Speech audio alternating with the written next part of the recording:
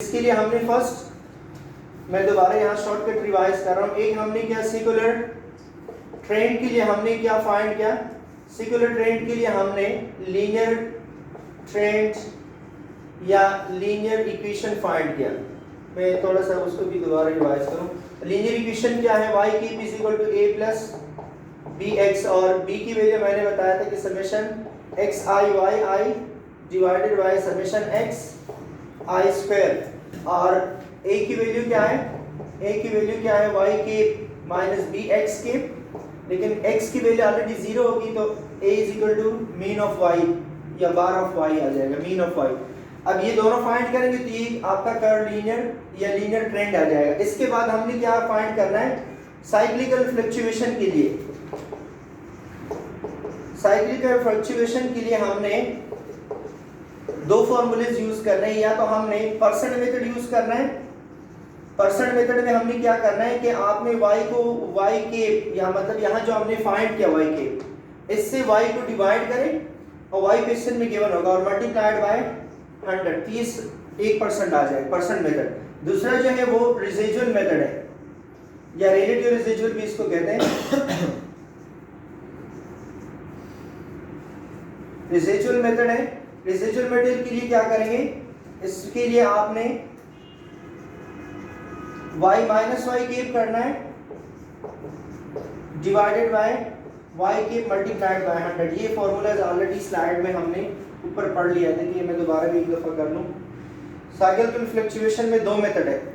एक जो है परसेंट ऑफ ट्रेंड है या जिसको परसेंट मेथड कहते हैं, ये फॉर्मूला है y upon y cap multiplied by 100, और एक जो है रेसिडुअल है या साइक्लिकल रेसिडुअल मेथड है या रिलेटिव साइक्लिकल रेसिडुअल मेथड है। ये इसको आपने y से y के माइनस करना जो ऑलरेडी आप ऊपर सिकुलर ट्रेंड में फाइंड कर चुके हैं, वही y के इससे माइनस कर और मल्टीप्लाइड बाय 100 कर दे, ठीक है। और इस तरह के जो है ये क्वेश्चन में ऑलरेडी हमने फाइंड भी किया है। देखिए ये इस क्वेश्चन में फाइंड हो गया आपका, और ये परसेंट ऑफ ट्रेंड है उसी ऊपर वाले क्वेश्चन से हमने किया है। और इसी तरह से हमने ये भी जो मैंने भी एक्सप्लेन किया, ये रिलेटिव रेसिडुअल मेथड से हमने एक्सप्लेन किया। नेक्स्ट जो है आपका सीजनल वेरिएशन। सीजनल वेरिएशन के लिए हमने क्या करना है, इसमें हमने, ये तो ऑलरेडी स्लाइड में है भी, चलिए देख लें। सीजनल वेरिएशन के लिए, ये सिकुलर ट्रेंड के लिए, तो सीजनल वेरिएशन के लिए हमने फाइंड करना है मूविंग एवरेज। अब मूविंग एवरेज क्या होता है, अक्सर स्टूडेंट को एवरेज का तो सबको पता है कि एवरेज क्या है, जितने नंबर्स है उसको टोटल से डिवाइड के एवरेज। मूविंग एवरेज क्या होता है, फॉर एग्जांपल ये कोई क्वेश्चन है कि 2 3 9 11 15 और 20, और क्वेश्चन है कि find moving average of 2 and 3। 2 का मूविंग एवरेज फाइंड करें, 3 का मूविंग एवरेज फाइंड करें। तो इसका क्या मतलब है, पहले 2 का मूविंग एवरेज का मतलब ये है कि आप दो टर्म को ऐड करते जाएं। कितने टर्म्स को, 2 टर्म्स को। तो आप देखिए पहले इन दो को ऐड करें, 2 + 3 डिवाइडेड बाय 2 से क्या आएगा, 5 डिवाइडेड बाय 2 मींस 2.5। फिर ये 2 रिमूव कर दे, फिर नेक्स्ट एवरेज क्या होगा, 3 + 9 डिवाइडेड बाय 2 से क्या आएगा, 6। फिर इस 3 को रिमूव करें, फिर नेक्स्ट क्या होगा, 9 + 11 डिवाइडेड बाय 2 से क्या आएगा, इससे आ जाएगा 9, क्योंकि 20 आ रहे हैं, 10 आ जाएगा। फिर इसी तरह से ये 9 रिमूव करें, आगे दो को ऐड करें, 11 + 15 से क्या आएगा, डिवाइडेड बाय 2, 26 से आ जाएगा 13, ठीक है। और इसी तरह से 15 + 2 से आ जाएगा 20 से आएगा 35 मींस 17.5 आ जाएगा। तो ये आपका है मूविंग एवरेज ऑफ 2 है, ये मूविंग एवरेज ऑफ 2 की वैल्यूज है। अब मूविंग एवरेज ऑफ 3 का क्या होगा, मूविंग एवरेज ऑफ 3, अब 3 को ऐड करें, 2 + 3 + 9, 2 + 3 से क्या आएगा, 5 + 9, 2 + 3 + 9 डिवाइडेड बाय 3, 14 डिवाइडेड बाय 3 आएगा ना, तो 14 डिवाइडेड बाय 3 से आ जाएगा 4.66, ठीक है, 4.6 आ जाएगा। फिर ये 2 रिमूव करें, नेक्स्ट एवरेज क्या होगा, 3 + 9 + 11, तो इससे आ जाएगा 23, 23 डिवाइडेड बाय 3 से आ जाएगा 7.6 आ जाएगा। इसी तरह से 9 + 11 + 25, इसको कर ले, 9 + 11 + 25 डिवाइडेड बाय 3, तो इससे क्या आएगा, इससे आ जाएगा 36 प्लस 9 45 सर 15 आ जाएगा सर वो 15 है 25 नहीं है ये नीचे ये 15 है अच्छा ये 15 है तो ये आ जाएगा 15 प्लस 27 35 आ जाएगा तो 35 से आ जाएगा तकरीबन 11.8 समथिंग आ जाएगा 9 अच्छा इसके बाद जो है आप इन तीनों को ऐड करें 11 प्लस 15 प्लस 20 डिवाइडेड बाय 3 तो लास्ट आपका जो मूविंग एवरेज है 3 का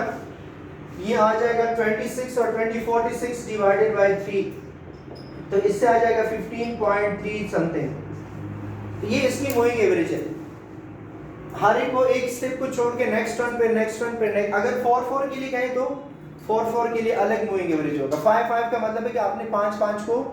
ऐड करना है ठीक है तो ये इसकी मूविंग एवरेज है इस तरह से आप फाइंड करेंगे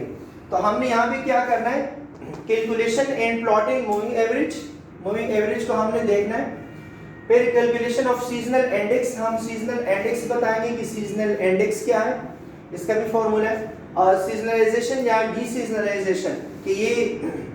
क्या हो रहा है सीजनलाइजेशन और डीसीजनलाइजेशन का मतलब है कि इसमें क्या चेंजेस आ रहे हैं तो देखिए अगर इसका मूविंग एवरेज देख लिए मैंने एक एग्जांपल लिखा है तो पहला मूविंग एवरेज क्या होगा इन दोनों को ऐड करें डिवाइड बाय 2 पे नेक्स्ट 2 को पे नेक्स्ट 2 को और इसी तरह से आप आगे जाएं सो ऑन मैंने 2-3 लिखे फिर आगे मैंने क्या आप खुद देखते अगर मूविंग एवरेज ऑफ 2 आ जाए अगर इनके मूविंग एवरेज ऑफ 5 आ जाए तो 5 का मतलब क्या है कि पहले आप इन 5 नंबर्स को ऐड करें ठीक है कौन से 5 नंबर्स हैं ये 5 नंबर्स हैं यहां तक इनको ऐड करें डिवाइडेड बाय 5 करें ठीक है तो ये डिवाइड बाय 5 जब करेंगे आपका पहला आंसर ये आएगा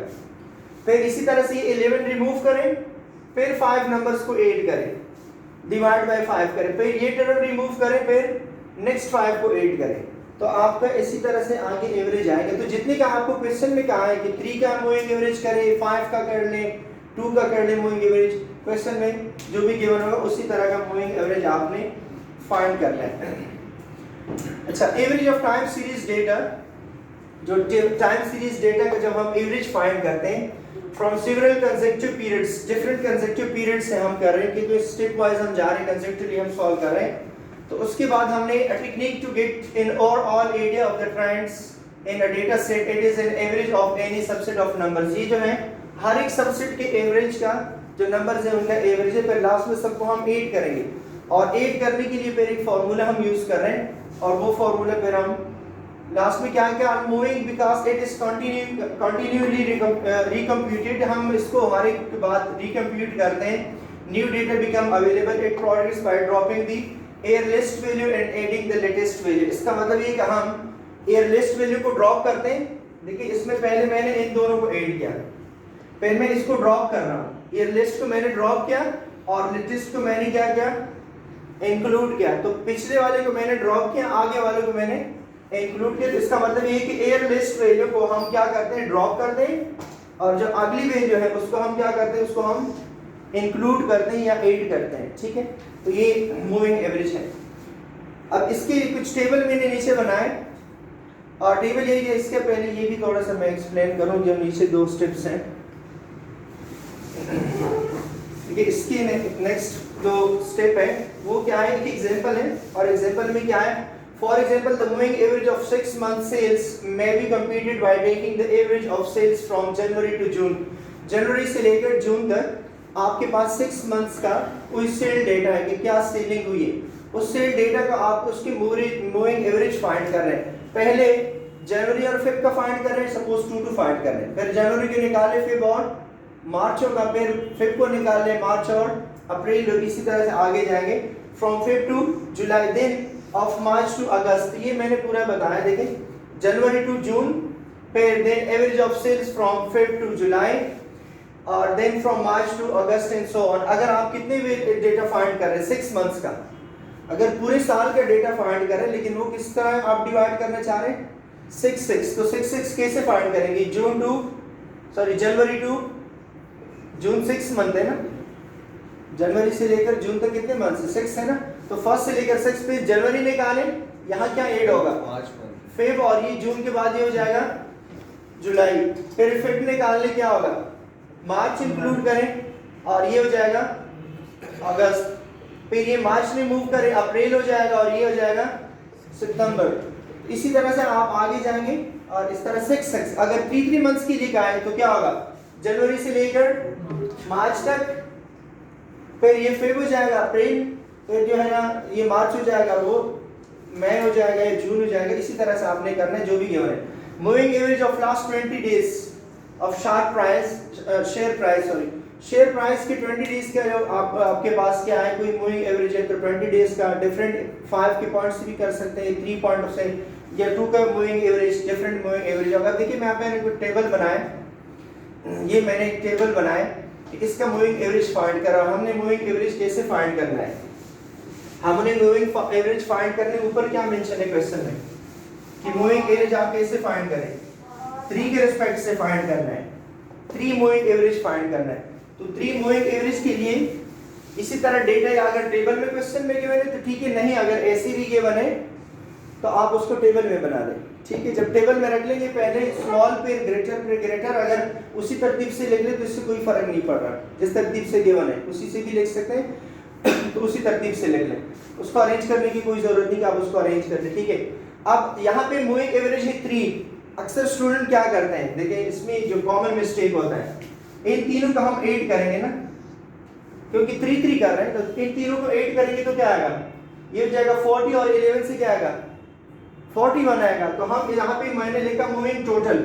एवरेज, उसके बाद करेंगे 3 से हर एक को डिवाइड करें तो उसका क्या आएगा, एवरेज आएगा। पहले टोटल करें फिर हर एक को 3 से डिवाइड करें तो इजी हो गया, डायरेक्ट भी कर सकते हैं, चलिए डायरेक्ट लिख लें। इससे क्या आएगा 20 और 15 और 25 40 41 डिवाइडेड बाय क्या आएगा 3। अक्सर स्टूडेंट इस तरह से लिखते हैं, पहली ही लाइन में लिखते हैं 51 नहीं होगा सर, क्या होगा 51। चलिए 51 है, जो भी नंबर आ जाए, मैं सिर्फ आपको ये पॉइंट क्लियर कर रहा हूँ, इसको जरा देख ले गौर से, बहुत important point in moving average का। अक्सर स्टूडेंट इसको यहाँ लिखते हैं,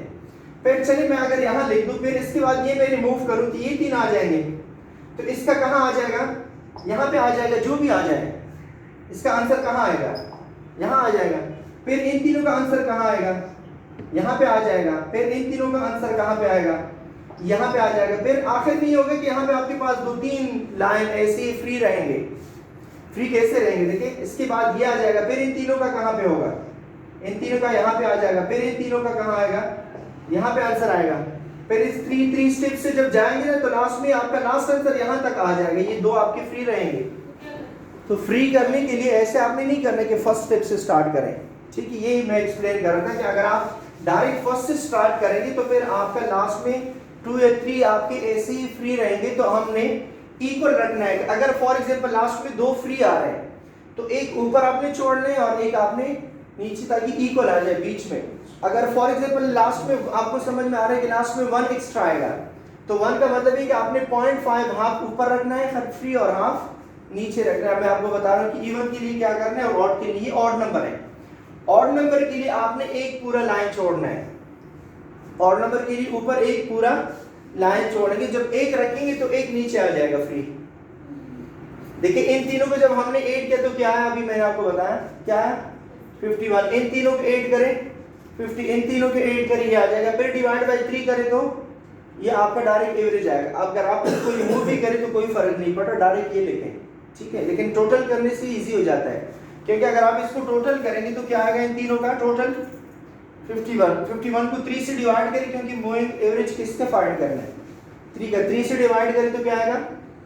17। इन तीनों को आप 8 करें, इससे आ जाएगा 50 को 3 से डिवाइड करें ये आएगा, इन 3 को आप 8 करें ये आ जाएगा 53, डिवाइड करें तो ये स्टेप वाइज आ रहा है। अगर आप फर्स्ट से स्टार्ट करें इन केस तो लास्ट में कितने फ्री आ जाएंगे, 2 फ्री आ जाएंगे। तो इसलिए आपने एक को ऊपर फ्री रखना और एक डाउन। अगर इन केस ये मूविंग एवरेज 5 आ जाए, क्या आ जाए 5 आ गया, तो आप 2 ऊपर फ्री रखेंगे और 2 नीचे फ्री रखेंगे, तो फिर 3 के लिए 1 आ जाता है, 5 के लिए 2 आएगा। अब देखिए अगर ये मूविंग एवरेज 5 आ जाए केस, ये 5 है तो देखिए मैंने कितने ऊपर रखे हैं 2 और नीचे भी 2, क्योंकि इसमें 4 फ्री आएंगे, उससे एक कम फ्री आएगा, उससे एक क्या फ्री आएगा कम। अगर ये 3 है तो कितने फ्री आएंगे 2, तो एक ऊपर होगा एक नीचे आ जाएगा। अगर 5 है तो 5 में कितने फ्री होंगे 4, तो 2 अबव आ जाएंगे 2, तो इसलिए 2 अगर इवन नंबर है तो तो इवन नंबर में फिर क्या करना है, अगर इनकेस ये 2 होता तो कितने फ्री होंगे, 1 फ्री होगा ना। अब 1 को तो ना आप नीचे रख सकते हो ना ऊपर, तो 1 के लिए क्या करेंगे, इसको हाफ रखेंगे। कहाँ रखेंगे, यहां से क्वेश्चन स्टार्ट करेंगे और हाफ नीचे फ्री आ जाएगा, क्योंकि जब 2 है तो 1 आएगा ना, तो 1 का मतलब क्या आएगा, हाफ अबव आएगा और हाफ बिलो आएगा। अब देखिए इवन का भी मैंने किया है, इवन के लिए आप इसको हाफ रखेंगे, ये आपका 5 के लिए। अब देखिए अगर इनकेस 2 आ जाए, नेक्स्ट 2 आ गए ना, तो 2 में कितने आपके पास फ्री होंगे, 1 होगा ना। तो इसलिए मैंने इस 11 की कहां से स्टार्ट किया, मैंने हाफ से, और नीचे भी इसका हाफ आ गया। पूरे को आपने नहीं रखना, इवन में आपने हाफ रखना है, ठीक है। और अगर इनकेस ये 4 आ जाए, कितने आ जाए 4, तो आप 1.5 रखेंगे। सपोज ये 1 है और ये 2 है, तो 1 पूरा और यहां से स्टार्ट करेंगे 1.5, क्योंकि जब 4 है तो कितने फ्री आएंगे 3, तो 1.5 अप होगा, 1.5 डाउन होगा। तो देखिए ये मैंने हाफ रखा है, हाफ के बाद यहाँ नंबर रख लिया, हर यहाँ हाफ से इस हाफ तक, फिर हाफ के बाद नेक्स्ट के हाफ तक, और इसी तरह लास्ट में आपका जो है आधा जो लाइन है वो फ्री हो जाएगा। तो इस तरह से आपने, बाकी मेथड वही है, मेथड में कोई डिफरेंस नहीं है, उसी तरह ऐड करें डिवाइड जी आपने बनाएंगे इसको। अब देखिए इसको 2 के लिए क्या करेंगे, 11 प्लस 15 से क्या आएगा 26 डिवाइड बाय 2, तो ये एवरेज आ जाएगा, ठीक है। इस तरह से फाइंड करेंगे। अब अगर 4 आ जाए तो देखिए 4 में मैंने 1 कंप्लीट लीव किया है, देखिए 1 कंप्लीट है और 1 के बाद फिर हाफ है, तो 1.5 अबव आएगा, 1.5 बिलो आ जाएगा आपका, ठीक है। तो इस तरह से आपने रखना है, ये मूविंग एवरेज है, बाकी मेथड वही है, ऐड करते जाएं और उसी तरह से आपने डिवाइड और उसमें करना। अगर 6 आ जाए तो 6 का मतलब ये कि कितने फ्री है, 6 में कितने फ्री होंगे 5 का मतलब है कि 2, देखिए ये 2.5 अप आ जाएगा, 2.5 डाउन आ जाएगा, ठीक है, क्लियर है। तो इस तरह से बाकी फॉर्मूला मेथड सब चीजें वही है, मूविंग एवरेज का जो अभी मैंने फाइंड किया, तो ये सीजनल वेरिएशन का हो गया, ठीक है। चलें बस ये यहाँ तक है ना, फिर